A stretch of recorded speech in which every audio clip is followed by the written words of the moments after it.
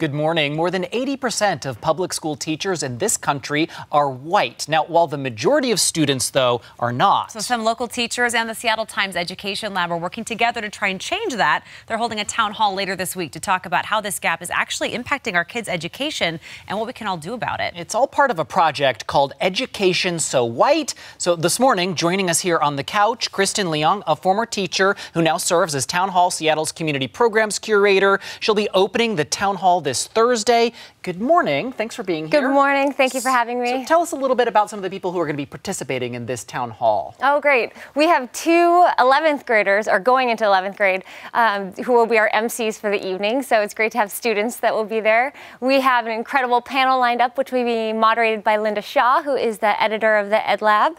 And our panelists are an incredible group of education activists. We have 3 current high school teachers that will be with us. We have Sharon Navas, who is the founder of the Equity in Education Coalition.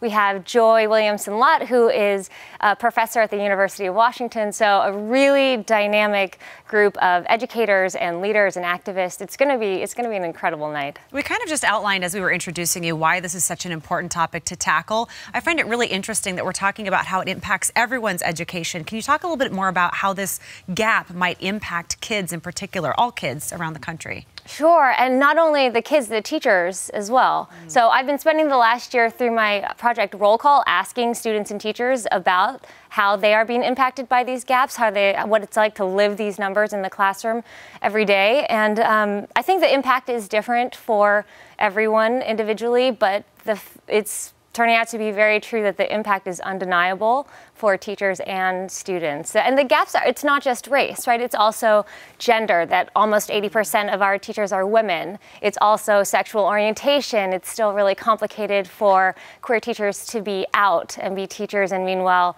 more and more students are identifying as something other than 100% heterosexual. So there are multiple ways that students and teachers are sort of looking at each other from across a divide. So. Just as a personal thought experiment, we were talking about this, thinking about with the first time that I had a non-white teacher, it took me a while to think of one. It wasn't until college that I could even come up with it. That's kind of a common experience. It is. You know, the numbers are really staggering. When we sort of set up those gaps and look at the statistics, people are shocked. But then when people start actually connecting their personal stories, that's when this work really hits home. And this isn't some like lofty political conversation, but that these are really human experiences. So like I was thinking about it as I've been doing this work, and I realized I have actually never had an Asian teacher or a mixed race teacher, as far as I know, in my entire school career. So these numbers are very real for all of us. What can we do to change it, and why is it so important that we do something to change it right now? Yeah. So as a teacher, it was always my first priority to create a classroom space that was really safe for asking questions and for making mistakes. And I think the thing about talking about race, talking about gender, sexual orientation, any of these things, people are so afraid to say the wrong thing that they're not having the conversation. So what can be done? I think the first step is to be talking about it and to be asking each other questions, you know?